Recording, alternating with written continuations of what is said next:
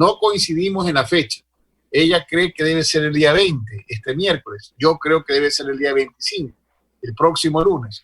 Porque creo que debe estar completamente aplanada la curva. Sin embargo, ella tiene los datos que yo no tengo a la mano y ya es una decisión ya anunciada que vamos a pasar al semáforo amarillo, porque hay una cosa que es clara. El COVID vino para quedarse. El COVID no está de paseo ni es turista, no. El COVID va a coexistir con nosotros y nosotros tenemos que vencerlo, derrotarlo. Evidentemente que cuando nos atacó la primera vez, nos agarró completamente desprevenidos. Y la falta de organización por parte del gobierno, la falta de, yo digo, planificación y de medidas oportunas fue devastador para Guayaquil. Esto fue un cementerio y fue una película de terror provocada por esta inacción del gobierno que se equivocó de comienzo a fin. ¿Cómo puedes creer que un ministro de Finanzas de manera tan cínica le diga al país en el comienzo mismo de la pandemia: señores, tengo 1.200 millones y los voy a gastar todos pagando deuda externa y bonos? Y es lo que hizo. Y mientras tanto no teníamos cómo comprar ni la medicina, ni los tanques de oxígeno, ni los guantes para los médicos, ni nada. Y mira la mortandad, 13.000 ni más de muertos en Guayaquil. Así es, doctor, realmente es una preocupación para el país y para el mundo. Guayaquil ha sido noticia en relación a esto, de ver tantos cadáveres en las calles, ver tantos familiares que no pueden hacer sus reclamos por las personas fallecidas dentro de esto. Usted está designado por la señora alcaldesa, entendemos que es así, para la identificación de los cadáveres. ¿Cómo va este asunto?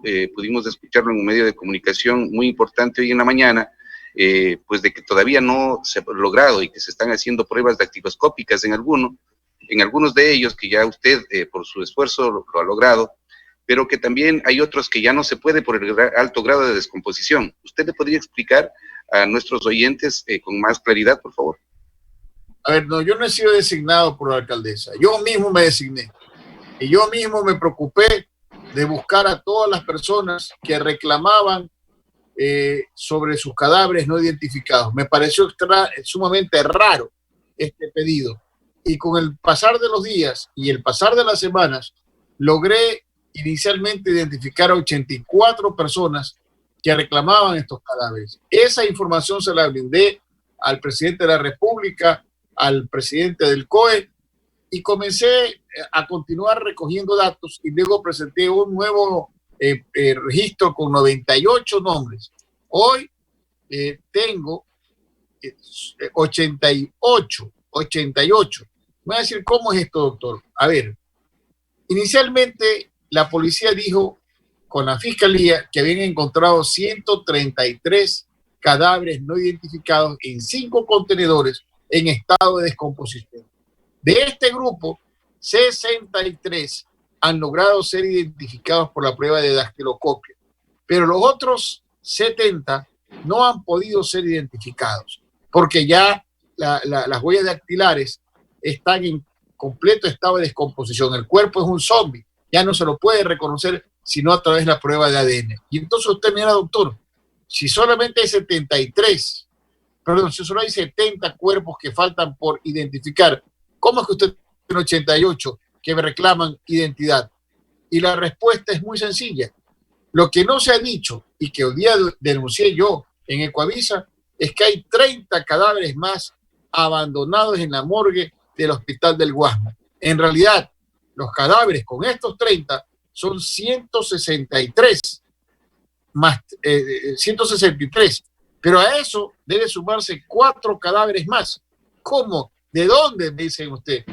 Pues resulta que, recordemos, que de repente una señora recibió el cadáver de su madre y la incineró y se llevó el jarro a la casa y ahí estaba rezando por la madre y la madre apareció viva en Guayaquil.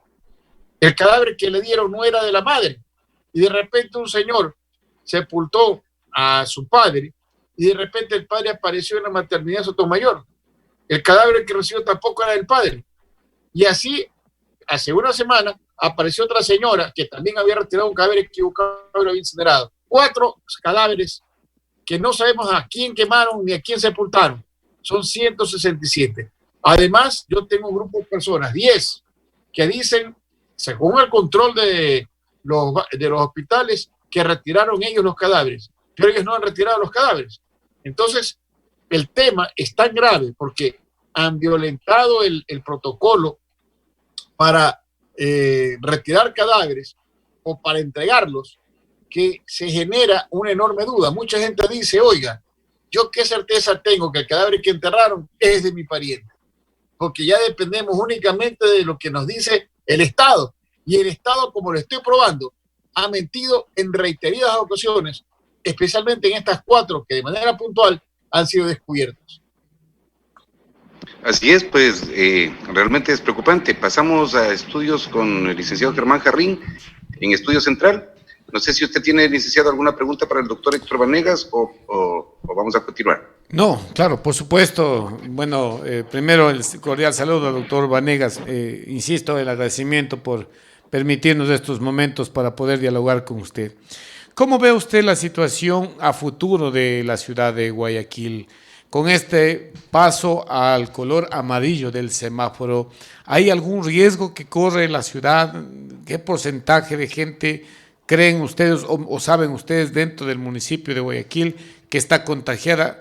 Y esto va a influir gravemente en las vecinas provincias como son Los Ríos, como son El Oro, Manabí.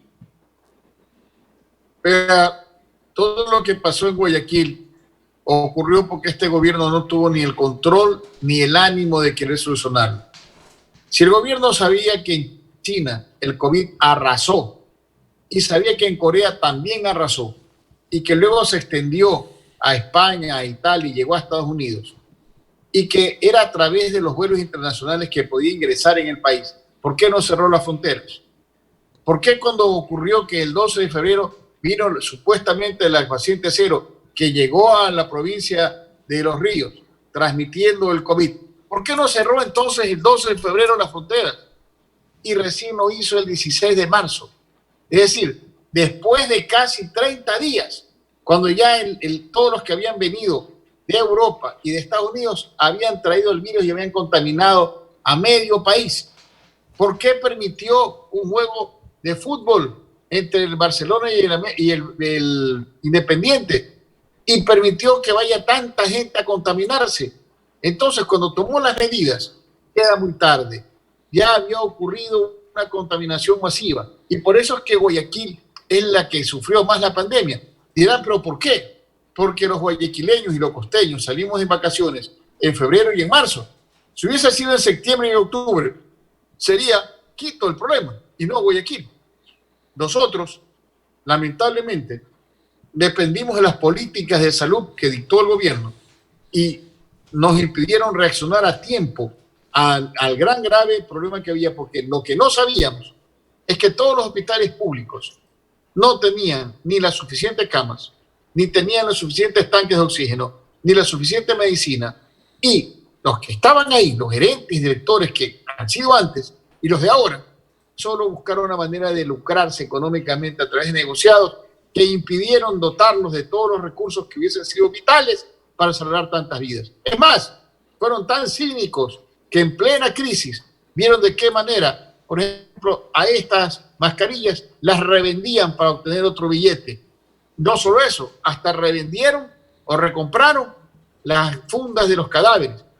Guayaquil, ante esta realidad, tomó sus propias medidas, habilitó 2 hospitales, ayudó a las mujeres embarazadas para dar a luz, puso a disposición todas las ambulancias del cuerpo de bomberos, todos los vehículos para trasladar los cadáveres o para trasladar a las personas contaminadas, compró los kits de alimentos para alimentar a todos los sectores pobres, trajo toda la medicina que podría ser necesaria y que hoy nosotros mismos estamos haciendo los kits en mayor número que los del gobierno y por lo tanto logramos adecuarnos, dictamos ya las ordenanzas para estar preparados para enfrentar al COVID. Lo vamos a vencer, lo vamos a derrotar y lo vamos a hacer solos, porque este gobierno no sirve para nada. Ahora, doctor, ¿qué pasa con esta cantidad de cadáveres no identificados, con el mal manejo? ¿Qué es lo que el municipio de Guayaquil o usted como abogado prestigioso que tiene el país van a salir a favor de esta gente que ha sido perjudicada por este desorden, por este caos que ha provocado el gobierno nacional? O sea, primero, dar un mensaje claro. Yo como concejal de Guayaquil no voy a abandonar a ninguno de los familiares que tienen este problema. Le he pedido al municipio que haga un pronunciamiento para que le reclame al gobierno por esta falta de atención, por esta actitud inhumana. Tú puedes imaginar que han pasado 50 días y no tienes la certeza si el que está en ese contenedor es o no tu pariente y no sabes a dónde ir a llorar tu muerto. Y ese es un derecho humano que tú tienes. Pero sobre eso, además te niegan la información, te engañan y te dicen, no, ya está enterrado cuando nunca estuvo enterrado. O te vas ahora al DINASEP o criminalística y te dicen, sí, apenas estén reconocido el cadáver, se lo damos para que usted lo entierre. Cuando eso no es posible. No es posible porque, de acuerdo con el decreto 1017 y las normativas que dictó el COE, solamente el Estado puede hacer los entierros de todos los que tienen COVID. Entonces no puede seguirse engañando a la gente pobre, humilde y de manera despectiva. Y además, ¿por qué la fiscalía no pone pues todos los nombres de todos los que están reconocidos? Es que eso es lo lógico, informar a la gente. Aquí la gente no está informada, la gente no está auxiliada, y por esta falta de apoyo y por esta lesión a la psiquis, al honor, sobre todo el dolor que le ha causado a tanta gente, vamos a demandar al gobierno y le vamos a pedir indemnizaciones por el daño psicológico que han causado y vamos a demandarlos también penalmente, porque tienen que responder por todo lo que ha ocurrido. Tú puedes entender que alguien muera, pero que muera luchando, dando guerra, pero que muera porque no le dieron medicina o no le permitieron entrar a un hospital. ¿Te parece a ti lógico? Pero lógico que no. Mucha gente murió en el carro porque no le daban chance de entrar al hospital. Eso tiene que ser condenado, tiene que ser perseguido y lo vamos a hacer en cada caso puntual. Doctor, ya apartándonos un poco del tema de Guayaquil, usted es un personaje a nivel nacional muy renombrado. ¿Qué opinión tiene de estas últimas medidas que acaba de aprobar la Asamblea Nacional, de estos dos proyectos que a criterio de mucha gente no son adecuados y no van a solucionar ningún problema en el país? Vea, cuando yo era un estudiante de leyes, le estoy hablando hace más de 35 años, aquí habían los famosos comisarios municipales que dependían exclusivamente del presidente de la República. Estos comisarios tenían la facultad de iniciar sumarios penales y ordenar detenciones a todos los adversarios. Aquel que se atrevía a oponerse al gobierno lo metían preso. Ahora ya no existen los comisarios, pero existe la fiscalía. Entonces, diputado que no coincida con el criterio del gobierno, le allanan la casa al asesor, le allanan la casa del papá, lo intimidan él y con él intimidan a todos los que querían votar en contra. Como colorario, la ley se aprueba con una mayoría ajustada. Es decir, es la forma de lograr leyes impopulares, leyes indolentes, pero con estas leyes, ¿qué lección le das al pueblo? Que este pueblo no lo va a tolerar y por eso el pueblo sale a la calle. Ayer, hoy día en Quito, caminando. ¿Y tú puedes detener al pueblo a pesar de que hay leyes de emergencia? Yo creo que no, porque los pueblos, sin necesidad de que tengan dirigentes, sino por el sentimiento mismo, van a expresarse en el único sitio donde pueden hacerlo, en la calle, en la vereda, en la plaza, para hacer sentir su voz. Porque frente a la posibilidad de contraer COVID o de morirte de hambre, no te queda más que el reclamo. Abogado. Gracias, licenciado Germán Jarrín. Doctor Héctor Vanegas, muy bien, tenía dos preguntitas que se me estaban quedando y justamente es esto. La descripción que usted ha dado para poder culminar con este tema, dentro de las personas que han fallecido, esto va generando pues actos de omisión y de comisión y de omisión. Justamente, ¿qué van a hacer ustedes? ¿Van a demandar al Estado como tal usted va, sabemos que usted ha tomado la batuta en Guayaquil como tal, como ciudad, en relación de ayudar a la gente. Ustedes van a tomar esta demanda en contra del Estado, que pues, puede generar, obviamente, porque tiene que haber un culpable.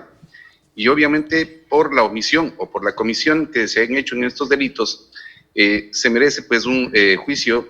¿Quién? ¿Van ustedes a demandar al Estado, doctor?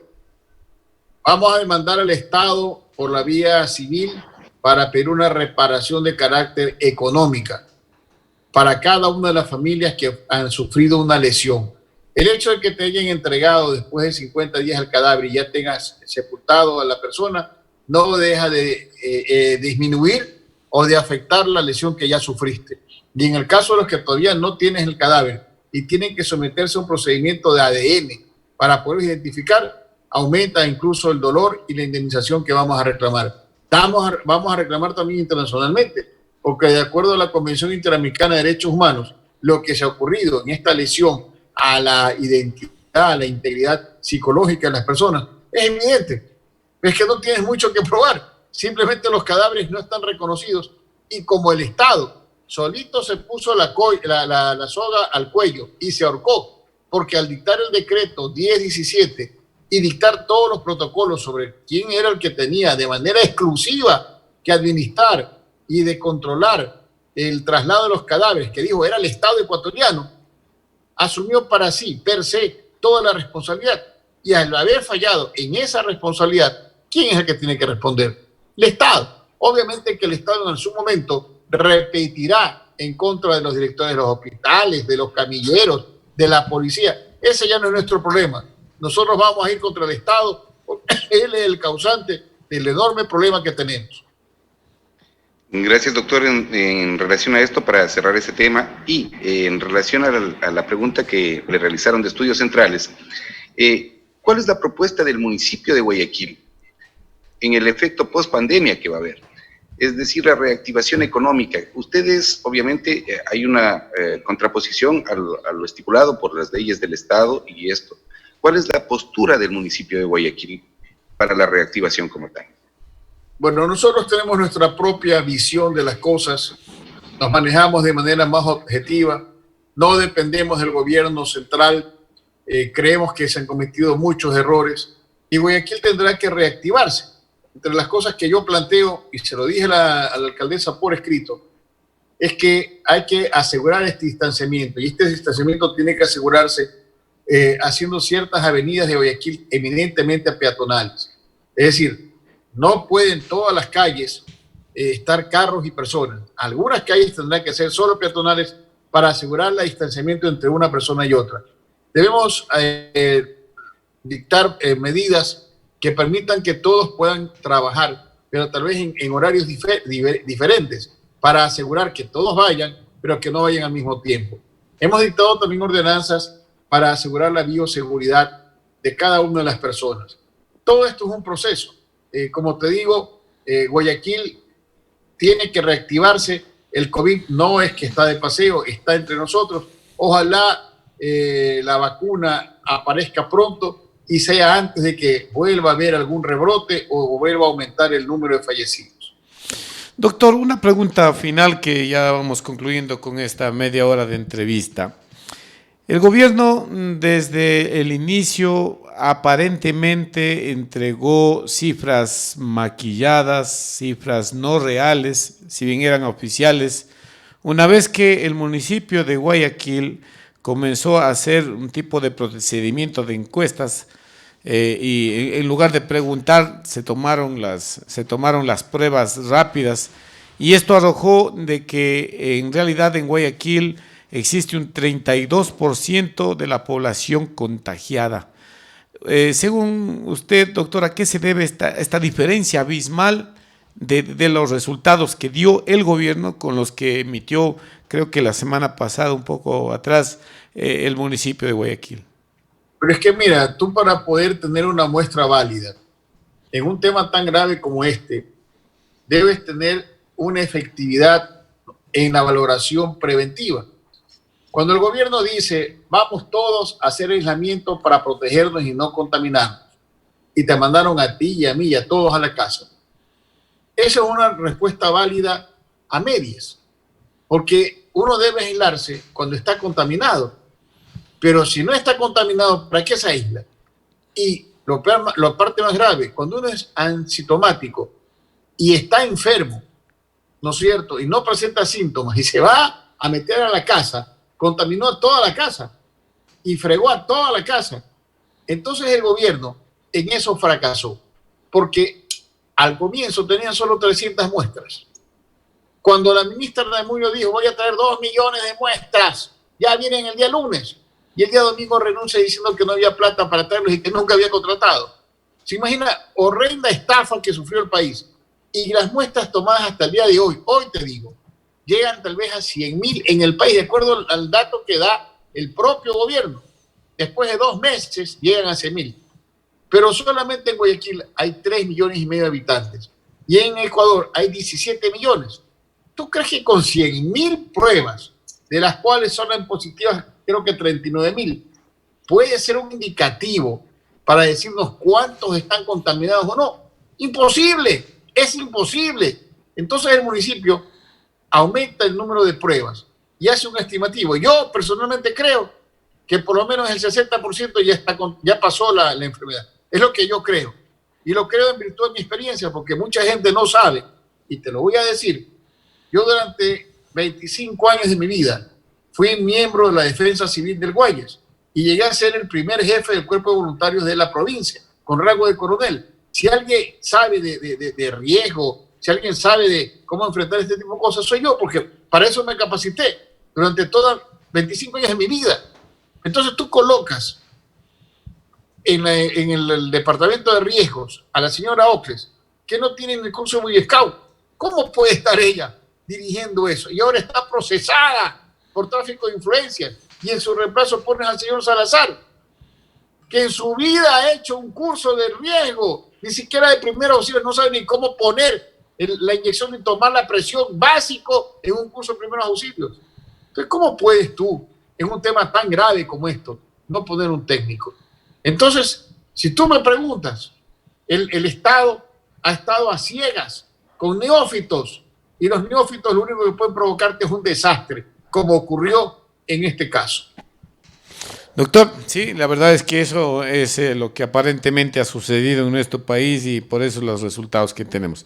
Doctor, insistiendo, que no sé si Carlos tiene algo más desde la ciudad de Babahoyo, pero yo quiero nuevamente expresarle mi agradecimiento, su opinión es muy válida en estos casos por su experiencia y también por el hecho de ser concejal de la ciudad de Guayaquil. Quiero dejarle, doctor, en sus palabras finales este mensaje a la población de todo el país.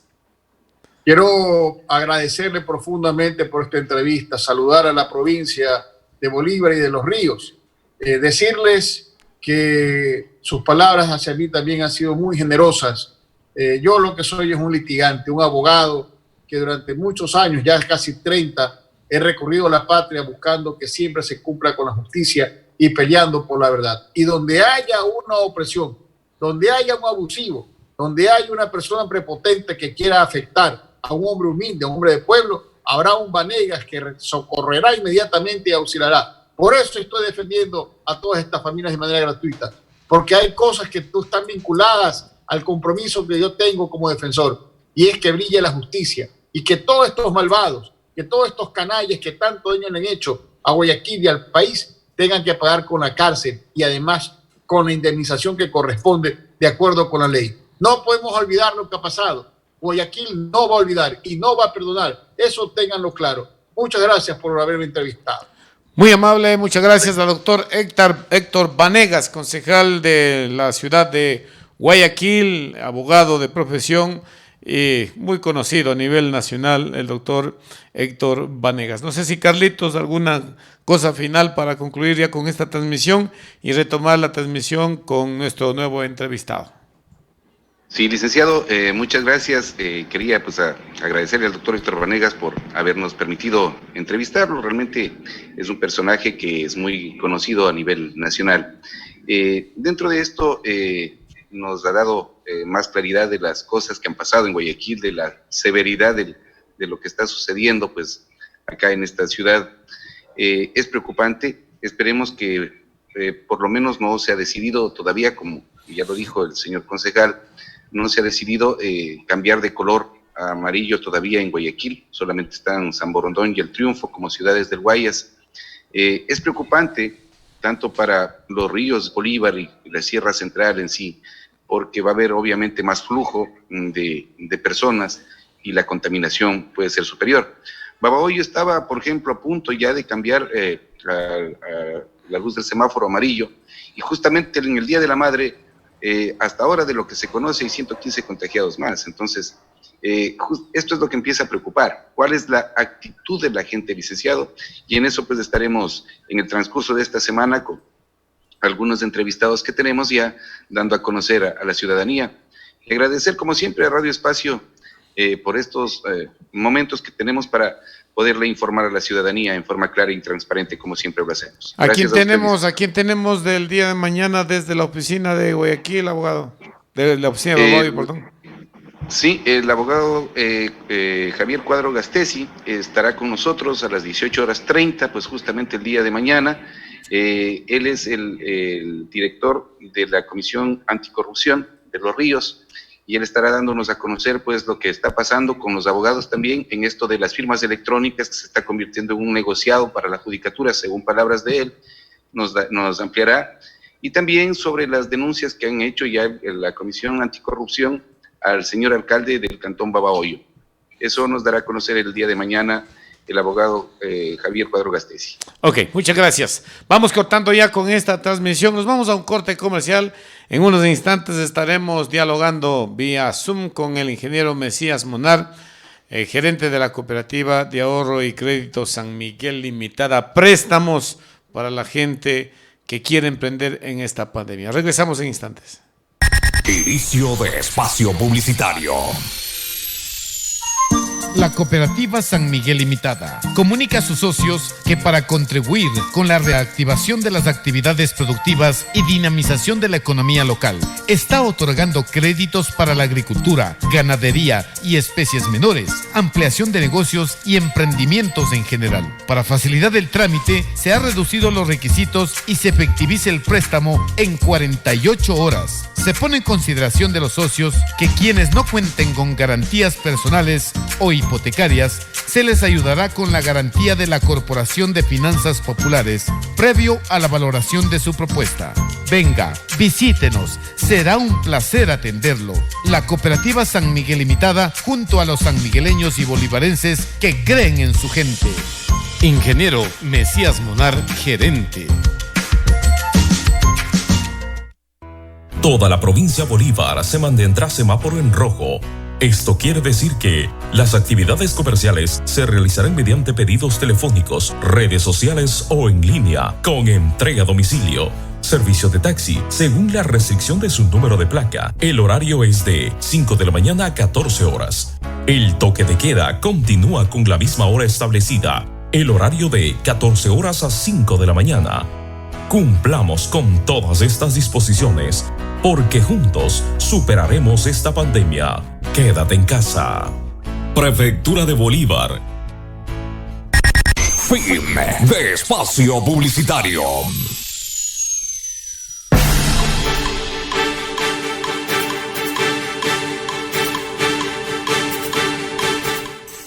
Son las 19:04, 19:04, como habíamos anunciado desde la semana pasada.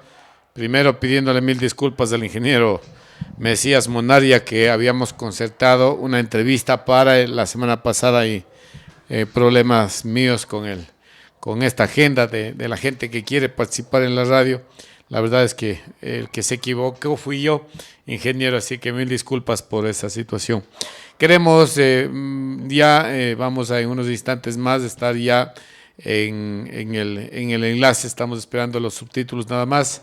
Me avisa, estamos listos. Ya tenemos en pantalla también al ingeniero Mesías Monar, a quien le damos la cordial bienvenida. Ingeniero, buenas noches. Muy buenas noches, mi estimado licenciado Germán, a usted, a todos, esa audiencia de Radio Espacio en todo el territorio nacional. Un saludo cordial, buenas noches, y estamos aquí justo para establecer un diálogo con usted y gracias a la invitación. Desde luego, a veces pasan las cosas, era de ser la semana pasada, pero nunca es tarde. Estamos a tiempo para poder conversar con usted y con la ciudadanía si el caso así lo amerita. Así es, ingeniero, gratamente sorprendido por lo que está pasando con la cooperativa San Miguel Limitada. Hemos visto una recuperación. Yo quiero, ingeniero, aprovechando que ha pasado, ¿qué tiempo es que usted está de gerente ya de la cooperativa? 5 años. 5 años. Entonces, en este tiempo se ha logrado un despunte, una estabilización, y quisiera, ingeniero, que hagamos una corta remembranza de lo que ha estado pasando estos días con la cooperativa San Miguel Limitada desde ese entonces acá, y cuáles son las fortalezas que se han ido retomando, que se han ido mejorando en la cooperativa, capaz de saber que ya se ha colocado en algunos indicadores de forma prominente, avanzado mucho en la estabilidad, ingeniero. Bueno, en realidad lo que yo tengo que manifestarle a usted, a todas las personas, es de que hemos trabajado con mucha voluntad, con decisión, con responsabilidad, con transparencia durante estos años para ir cerrando algunas ventanas que le ponía a la cooperativa en una situación complicada, en una situación difícil.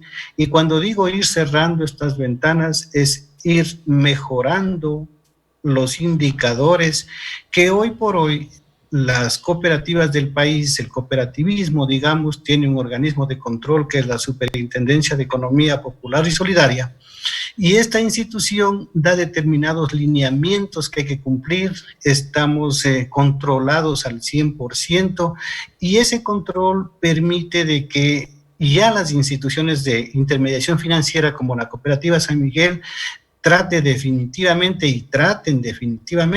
de colocarse con responsabilidad en el contexto de la intermediación financiera. En este aspecto, nosotros como Cooperativa San Miguel hemos tratado, primero, de cerrar esas ventanas, como le digo, tener la legalización del edificio que estaba en una situación difícil por una garantía ofrecida al Ministerio de Agricultura y Ganadería por fondos del ex proyecto Bolívar II, en una condición difícil porque la Contraloría ya se había pronunciado al respecto. Eso logramos en el término de más o menos 1 año y medio, de dejar que los socios de la cooperativa vuelvan a ser los propietarios de este edificio que estaba en una condición de alto riesgo.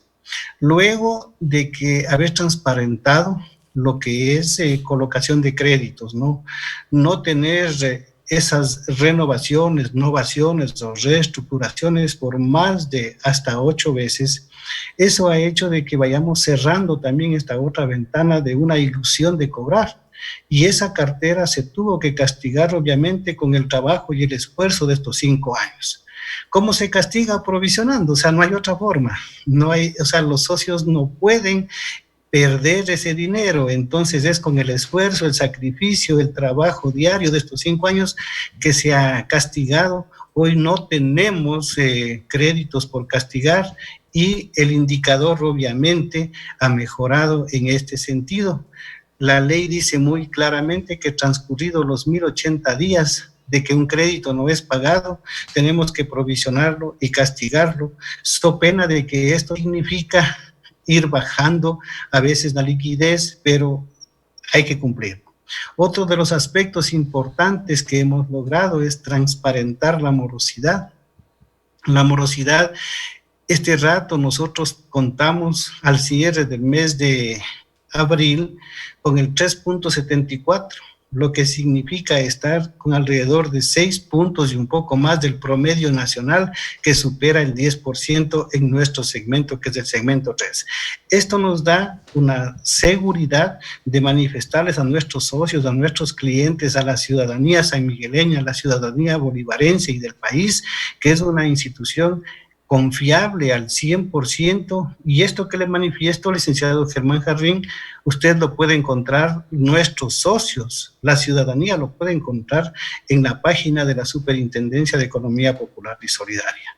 Estos tres aspectos que le he mencionado, para no abundar en muchas cosas, han sido determinantes para una consolidación de la cooperativa como entidad de crédito, de la cooperativa como un ente de desarrollo, de la cooperativa como una alternativa para desarrollar la economía local y para aportar de forma definitiva al crecimiento que necesitan los pueblos, porque no podemos decir, esta cooperativa tiene millones y millones de activos, pero ¿qué hemos hecho en realidad por cambiar la vida local, para cambiar la vida de las personas, para cambiar el estatus de los hogares y para ver mejorado los emprendimientos en determinadas áreas en las que a veces nos asentamos, y en nuestro caso específicamente a San Miguel de Bolívar? Ingeniero, el día de esta semana nosotros estuvimos ya efectuando, mejor dicho, elaborando algún tipo de publicidad, y sorprendentemente me topé con una de ellas que habla de créditos productivos, inclusive sin garantes. ¿De qué se trata esto, ingeniero? Claro, o sea, esto es la gestión que nosotros realizamos. O sea, ¿qué es lo que está pasando este rato en San Miguel, el país y el mundo, ¿no? Estamos enfrentando una de las crisis más grandes en el tema económico, y obviamente en las crisis es en donde que se debe destacar las oportunidades. Usted escucha todo el tiempo al gobierno nacional a través de sus instituciones que está cercano a las personas, que está cercano a los entes productivos, pero en blanco y negro no se ve si uno no hace la gestión. Entonces nosotros hicimos la gestión con la Corporación de Finanzas Populares para que mucha gente que quedará en el desempleo, que tiene buenas ideas, pero que no tiene garantías, ni personales, porque ahora que dé a alguien una garantía no es tan fácil, y peor hipotecarias. Entonces, pero si la idea es buena, si el proyecto es viable, si va a aportar al desarrollo, si va a tener éxito en el corto, en el mediano o en el largo plazo, nosotros como cooperativa le gestionamos la garantía a través de la Corporación de Finanzas Populares. ¿Y eso de dónde proviene, no es cierto? Proviene del cupo que nos hemos sido merecedores por nuestra buena gestión administrativa, porque la Corporación de Finanzas Populares no les da ni siquiera créditos, peor garantía, a aquellas cooperativas que no están dentro de un ranking de comportamiento financiero para poder extenderles este servicio. Entonces nosotros firmamos ya hace aproximadamente 2 meses este convenio con la Corporación de Finanzas Populares para poder ayudar a las personas que, si no tienen las posibilidades de tener la garantía y las posibilidades de hipotecar un bien como para ser sujeto de crédito, le ayudamos siempre y cuando su propuesta sea viable. Siempre y cuando el emprendimiento vaya a tener éxito, porque caso contrario no podemos arriesgar tampoco los recursos de la institución en una actividad que tenga determinados riesgos o que vaya a ser vulnerable en un determinado momento. Muchas gracias. Bueno, ingeniero, yo creo que en este momento vamos a un poco a explicar a la ciudadanía de qué se trata y a qué sectores se puede destinar este tipo de créditos y el monto aproximado o hasta cuánto puede destinarse para estos créditos. Sí, efectivamente. O sea, esto guarda relación con nuestra política de créditos. Por ejemplo, si el emprendimiento es pequeño, si es la continuidad de un negocio, las tiendas hoy son las que están haciendo actividad, pero que por las condiciones actuales de la emergencia han perdido su capital. Entonces nosotros les ayudamos con recursos, con capital para la continuidad del negocio, para la continuidad de ese emprendimiento que sabemos que está teniendo salida, que lo primero en este rato para todas las personas es la alimentación. Entonces apoyamos a esos emprendimientos. Emprendimientos nuevos, como por ejemplo la confección de trajes para protegernos del contagio de este virus, también son bien vistas por la ciudadanía, porque lo que se trata es de que no le veamos bien nosotros como cooperativa, sino que le vea bien la ciudadanía y que pueda comprar, adquirir y hacer que el emprendimiento sea positivo. Entonces, en ese sentido, para todo lo que es producción de bienes y servicios necesarios en este momento, desde luego que estamos abiertos.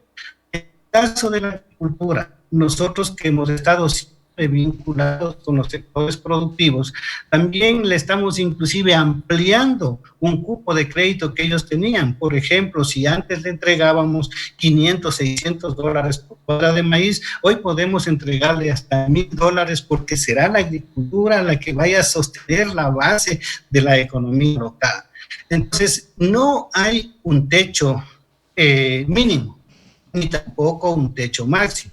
Lo que sí hay los límites que tiene la cooperativa para dar los créditos, que es desde $1,000 en préstamo hasta $60,000. Si el emprendimiento que se va a montar va a generar fuentes de empleo y necesita $20,000, $30,000 y va a ser una alternativa para mejorar la economía local, con todo gusto. Por eso le digo que valoraremos la propuesta técnica que nos haga, que le entregaremos aquí un formato para que lo pueda llenar, que le daremos la capacitación a la persona para que pueda hacerlo de mejor manera y que le facilitaremos todas las herramientas para reducir esta tramitología que a veces es inoficiosa y que pueda lograr el objetivo en el menor tiempo posible el socio interesado en aplicar a esta metodología de crédito. Además, los otros créditos normales, Germán, los otros créditos normales están abiertos y no tenemos ningún inconveniente de seguirles otorgando. Ingeniero, ¿cómo opera esto de si usted no tiene garantía ni hipotecaria ni garantías de firmas? ¿Cómo opera el aplicar para tener este tipo de préstamos con esta corporación que usted acaba de denunciar? Bueno, el préstamo es con la cooperativa, sí, directamente sí, con la cooperativa. Pero la garantía. Solo que la garantía es con la Corporación de Finanzas Populares, que es una institución que es la única que asiste al sector financiero, social y solidario. Entonces, ¿cómo funciona? Nosotros calificamos la propuesta, calificamos el proyecto, el emprendimiento, la continuidad del negocio. Vemos que es factible, vemos que no existen riesgos altos. En consecuencia, le damos un ok a esa propuesta porque sabemos que va a tener éxito y le tramitamos nosotros directamente la garantía con la Corporación de Finanzas Populares. El socio, el interesado, él no hace este trámite. Lo que debe hacer, sí, es una buena propuesta de un buen emprendimiento que va a tener éxito. O sea, ese es el requisito para la persona. Porque, como usted comprenderá, no podemos darle un crédito para algo que es inseguro, para algo que recién se va a ofertar, pero que no hay la seguridad de que vaya a tener éxito. Claro que sí. Así es. Ingeniero, una pregunta tenemos de un oyente que se... Licenciado, buenas noches. Una pregunta para el ingeniero. Yo tengo un crédito que cancelo todos los 30 de cada mes. Entonces, con el decreto de emergencia, el 16 de marzo se dispuso que desde esa fecha se realice un convenio de pago. Yo lo tenía entendido así, pero me llamaron que pague el mes de marzo, ya que lo tenía que hacer el 30 de marzo, pero para esa fecha ya estaba en emergencia. Me gustaría, por favor, que me ayude el ingeniero aclarándome el tema para poder actuar de buena manera. Ok, o sea, con muchísimo gusto. O sea, estas preguntas tienen que ser absueltas, tienen que ser respondidas. Pero en el decreto dice, efectivamente, para los meses de abril y mayo. O sea, clarito, 2 meses. El decreto fue suscrito en marzo. Primero. Segundo, dice que las formas, los mecanismos, las alternativas sea de cada una de las instituciones. Entonces, depende de la fuente de pago que citó la persona en su solicitud de crédito. Yeah. Por ejemplo, si es un crédito de consumo que quedó a pagar con el salario que recibe, y si está recibiendo el salario, su fuente de pago es efectiva, o sea, tendría que pagar. Claro. Pero si citó que su negocio es productos de la costa, ejemplo, frutos tropicales, una que tienda. No puede hacerlo porque no está trabajando, porque está prohibido, porque la restricción, porque el estado de emergencia, porque las condiciones del país, etcétera, etcétera, no le permiten, entonces corre el diferimiento. Nuestra institución, más allá de los 2 meses, les ha dado 3 meses, porque no sabemos hasta cuándo va a demorar esto. Recuérdese usted que el decreto de emergencia era hasta una fecha.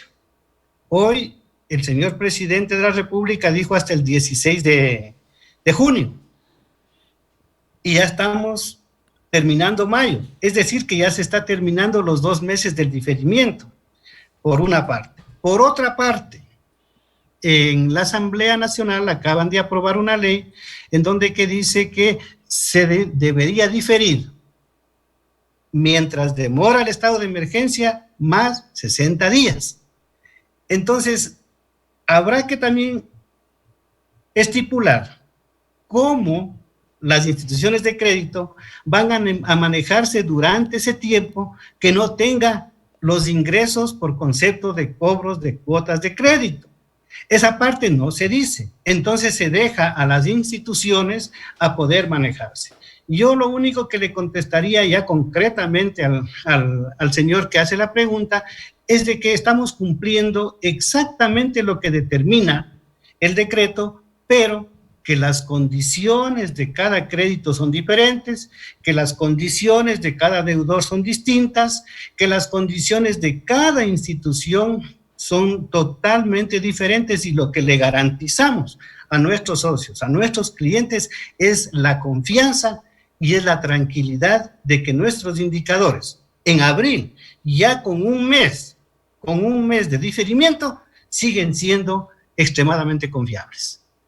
Muy bien, además que lo que usted decía es fundamental, ¿no? Si yo soy servidor público y sigo estable en el trabajo, ¿para qué voy a hacer diferimientos? ¿No? Esto, como decir, como dice la ley, voy a beneficiarme de aquello, ¿no? Porque además no es que no va a pagar, sino que después de que pase la emergencia va a complicarse aún más, ¿no? Entonces, el que puede pagar, tiene que hacerlo. Tiene que pagar. Hay que hacer. Así bueno, es. Ingeniero, ya para concluir esta entrevista, si algo usted más no tiene que acotar, no sé, invitar a la ciudadanía, dar alguna información adicional sobre las condiciones que hoy en buena hora está pasando la cooperativa San Miguel Limitada, y que habla de una seriedad y una garantía de tener los dineros, de hacer negocios, de hacer préstamos en la cooperativa San Miguel Limitada. Licenciado Jarrín, 2 cosas fundamentales. La una, de que a nuestros socios que tienen créditos y que están, como usted muy bien lo manifestaba, en condiciones de pagar, que sus fuentes de pago y repago están funcionando, están activas, como salarios, como por ejemplo personas que han sacado créditos para farmacias, para bombas de combustible, para diferentes negocios que están vigentes. Es mejor pagar y con eso nos ayudamos mutuamente. Esa es la economía social y solidaria. Para nuestros inversionistas, que tengan la confianza, porque la cooperativa San Miguel, igual que todas las cooperativas, mantiene al día sus obligaciones con la corporación de la Agencia de Seguros de Depósitos. Es decir, que estamos al día con los pagos, no tenemos ningún problema. Que tenemos al día con nuestra aseguradora, tanto para el caso de seguro de desgravamen como para el caso de seguro de vida. Y nuestros indicadores de liquidez nos permiten seguir operando en condiciones normales. Lo que sí yo no puedo decirle a la ciudadanía es algo que yo me inventé por sobre las decisiones momentáneas o casi pasando un día que hacen desde el gobierno central.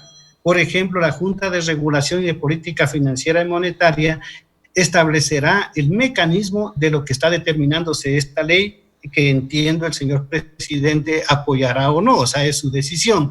Pero en cuanto a nosotros nos corresponde, es que tenemos que ver cómo estos meses que tenemos que igual seguir difiriendo los pagos, nos vayamos a solventar de manera eficiente para ser asimismo responsables con las personas que confían en nosotros. Hay que entender, y la ciudadanía tiene que entender, de que el dinero de las cooperativas es el dinero de los socios, no es el dinero del señor presidente ni del señor ministro de Finanzas. Consecuentemente, nuestras responsabilidades con los socios y más no con estas disposiciones que si bien tenemos que cumplirlo, pero en la medida de nuestras posibilidades, siendo responsable con nuestros socios y clientes. Entonces, ese es el mensaje, darles esa seguridad, darles esa garantía en la medida de lo que nosotros hemos venido administrando con los indicadores que tenemos, con la forma y la confianza de las instituciones del Estado mismo